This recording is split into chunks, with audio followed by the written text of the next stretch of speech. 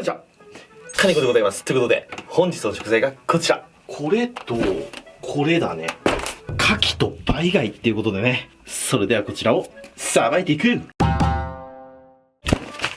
はい、改めまして、本日の食材がこちら。バイ貝と牡蠣っていうことでね、来ました。僕の大好物企画。僕の大好きな牡蠣、この海男オイスターっていう、ここの海男さんの牡蠣。マジでうまいんですよね。今年も納得のいくのができましたということでね、釣りいろはの徳さんが送ってくださいました。徳さんいつもありがとうございます。しかもこんなにたくさん、ちょっとどんだけあるのってぐらい入ってるよ、これ。100個ぐらい入ってるんじゃないこれ。で、今日はこちらの生牡蠣と、で今日の調理のメインはこっちですかね。これね、バイ貝っていう貝になります。もうパッと見、アフリカマイマイそっくりですよね。でもアフリカマイマイじゃなくて、これはちゃんと海に生息する巻き貝です。で、バイ貝はね、これとは別に白バイ貝っていう殻が薄くて白いやつがいるんですけど、そいつはお刺身とかに向いてるんですけど、この本バイ貝はお刺身には向いてません。かといって塩茹でして食べてもそんなに美味しくないんですよ。この貝は煮付けの一択なんですよ。で、これの煮付けがまあうまいんで、今日それ作っていきたいと思います。こんだけあるんでね、たくさん作り置きしとこうと思いまして。で、牡蠣はシンプルに生でレモンでいきたい。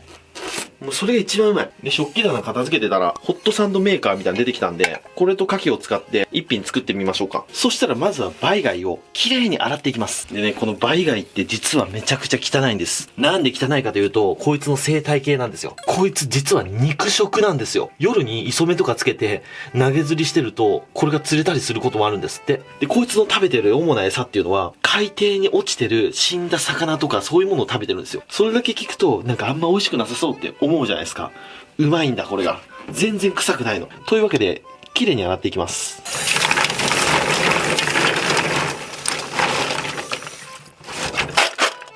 そしたら熱湯に少し日本酒を加えて、で、一度バイ貝を下茹でします。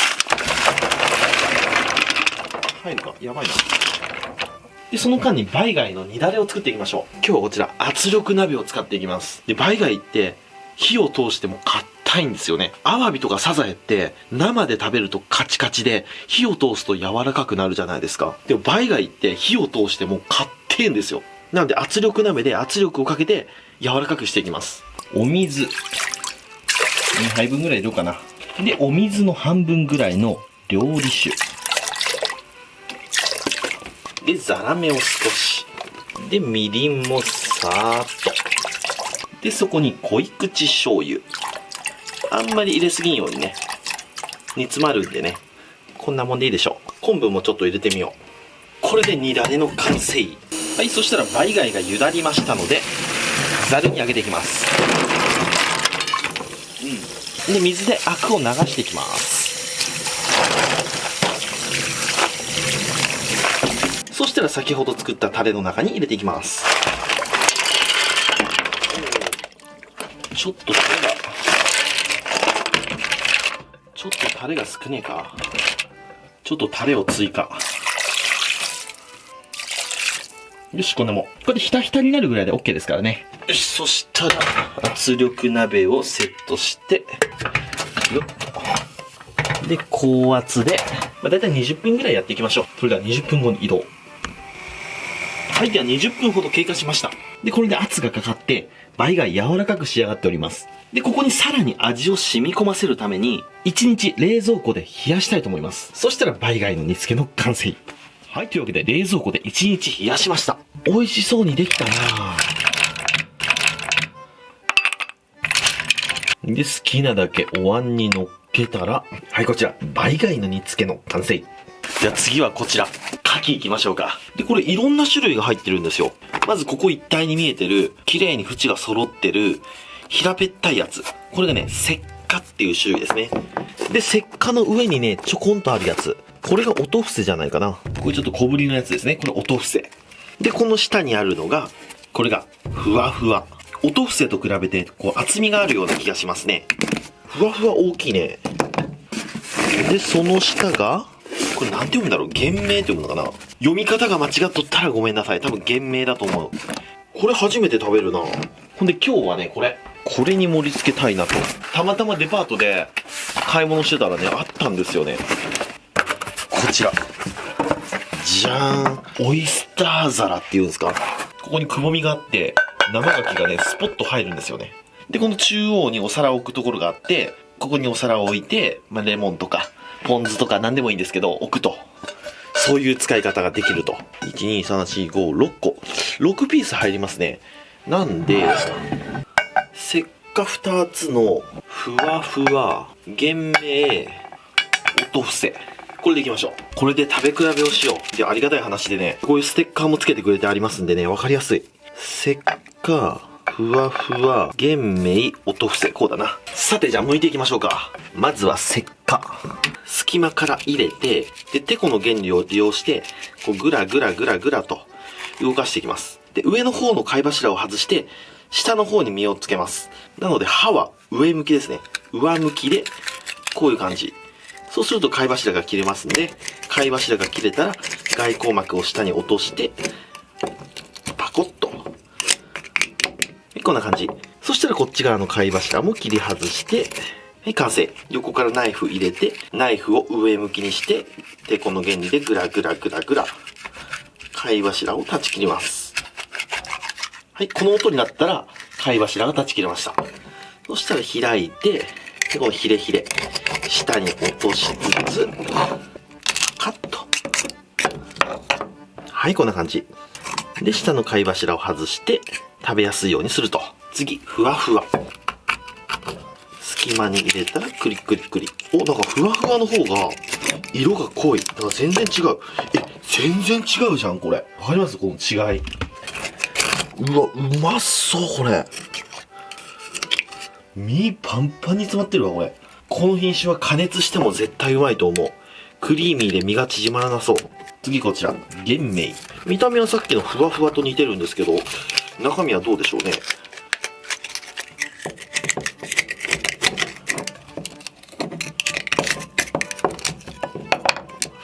あ、でも似てるな。似てるけど若干ふわふわより色が薄いですね。外光膜の色とかが。味はどう違うかな。で、これみんな大好き。音伏せですね。生牡蠣ってね、このぐらいのサイズ感がめちゃめちゃうまいんですよ。一口でつるんといけてね。でもやっぱね、小さい分、開けるのが難しい。細いオイスターナイフだったら簡単に開くんですけどね。このぐらいのオイスターナイフだと、音伏せ開けるのはね、ちょっとテクニックがいりますね。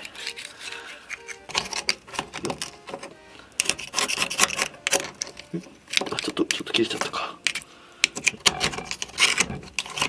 はい、こんな感じ。やっぱ小さいのに詰まっとんね。このサイズ感がほんと可愛いよな。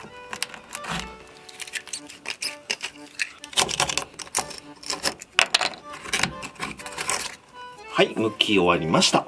で、レモンで食べるって言ったんですけど、せっかくソース置き場があるんで、僕の大好きなソースを作りたいと思います。ポン酢で食べるのもうまいんだけど、今日はこちら、ラズベリービネガーと、で、これね、デパートに売ってたんですけど、めっちゃでかいエシャロットですよね。これがね、ベルギーエシャロットっていうんですって。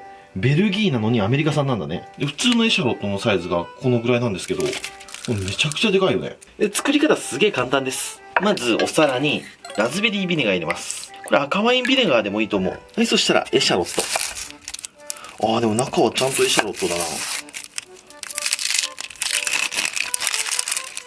で、このエシャロットをみじん切りにしていきます。で、この中の芽はね、なんとなく取った方が食感がいい気がするんで、僕は取っちゃいますね。で、あとは玉ねぎみたいな感じで、みじん切りにしていきます。こう、横に入れて、で、縦に入れると。で、こうバラバラになったら、ここからザクザクザクザクと。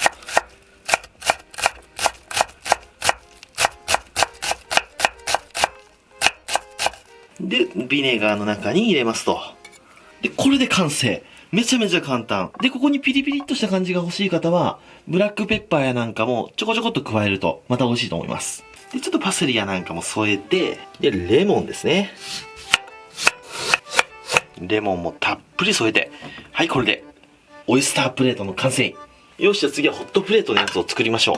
今日はホットプレートで、何作ろうかね、2つ迷ってたんですよね。1つは、バター焼き。で、もう1つは、揚げないカキフライ。まあ迷ったんですけど、今回は揚げないカキフライ作っていきたいと思います。カキフライってめちゃめちゃうまいけど、油をね、いちいち出してあげないといけないんで、結構ね、しんどいじゃないですか。でもホットプレート一つで解決するんだったら、楽かなと思って、ちょっとやってみようと思いまして、今日はホットプレートで揚げないカキフライも挑戦してみたいと思います。はい、じゃあ剥けました。うわ、すげえ肉厚だな、これ。ブリンブリン。まずは塩コショウで下味。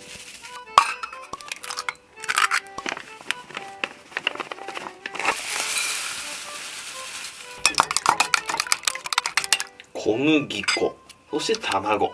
で、ここまでにしときます。パン粉はあえてつけません、この段階ではまだね。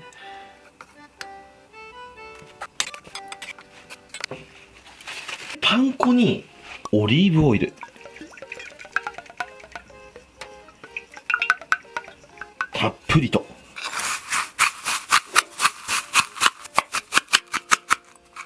そしたらここで登場、ホットサンドメーカー。ここにオリーブオイル付きのパン粉を敷いていく。で、そこに牡蠣を並べていく。こんな牡蠣フライ見たことねえよ。で、上からもパン粉をかぶすと。隙間なくまんべんにオリーブパン粉をつけていく。そしたらプレスして、しっかり締めて、あとはこちら、両面火を通していきます。うまくできるかな？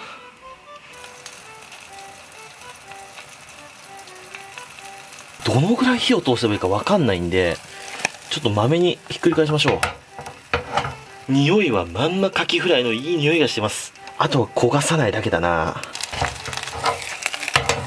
よし、じゃあそろそろいいと思う。ちょっと開けてみましょうか。いきます。うわー、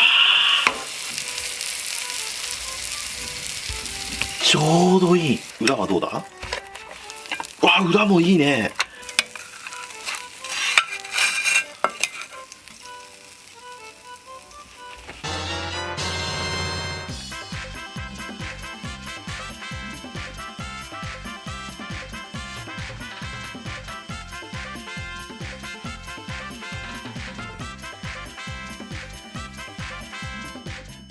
はい、じゃあ完成。いただきます。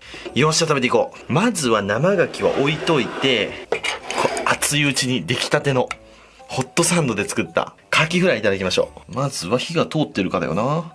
これが一番大きいとこだな。うわ、しっかり火が通ってる。お、バッチリだね。うわ、ホックホク。そしたら今日はとんかつソースで。なんだかんだとんかつソース一番好きだな。かけて。で、縁っこにマヨネーズもちょっと乗っけて。じゃあこのど真ん中の一番ジューシーなところ、いただきます。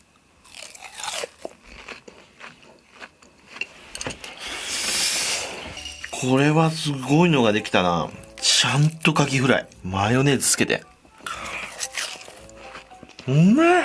ジューシーだな、これ。でも普通に揚げるカキフライとは違って、ちょっとヘルシーな感じはありますね。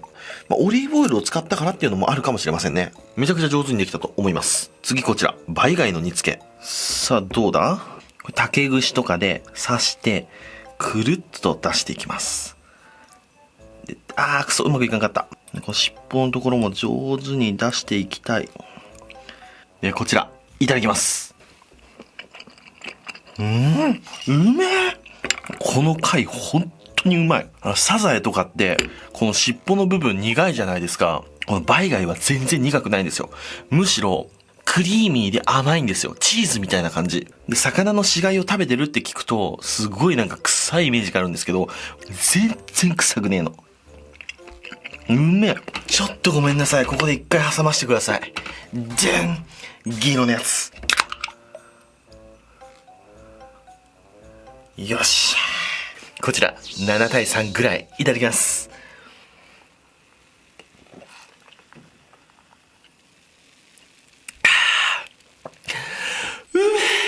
めちゃくちゃうまいね。カキフライとバイ貝だよ。うまいに決まってるじゃん。そしてそこにやってくる。ドーン！オイスタープレート。こう食べていこうか。せっかはこう見た目はあっさりしてますよね。生食に向いてそうな密室ですよね。この特製ソースにたっぷりつけて、エシャロットもしっかり乗せて、いただきます。ありがてえな。もう、うめえとかそういうレベルの話じゃねえ。ありがてえ。やっぱね、さっぱりしててうまい。これはね、この石化は生食にめちゃくちゃ向いてると思います。次こちら。ふわふわ。厚みがあるから、奥からブリンと出てきますね。次はレモンちゃんでいこうか。皮を下にして、ぎゅーっと絞って、いただきます。最高や。めちゃくちゃうまい。で、海男さんの牡蠣、なんか貝柱がめちゃくちゃ甘いんですよね。普通の牡蠣って食べてて貝柱甘いっていう感じになんないんですよ。で、この牡蠣はね、なんか不思議と貝柱の甘みをすごく感じる、口の中で。そのくらい貝柱の存在感が強いね。次、玄米。これ初めて食べますね。いきます。